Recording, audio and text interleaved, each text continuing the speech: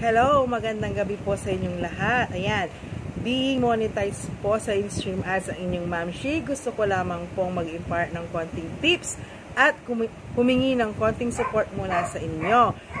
Sana po, if ever na dumaan po ang aking mga video sa inyong mga wall, please watch po ito hanggang sa huli.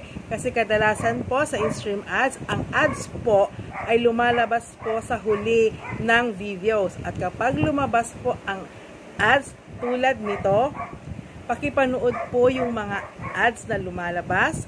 Maikli lamang po ito. Ayan po. Para po tayo ay mamonetize. Kasi po, kapag doon lamang po, ang isang creator po ay mamomonetize lamang po kapag ang mga viewers ay pinanood yung mga ads na lumalabas.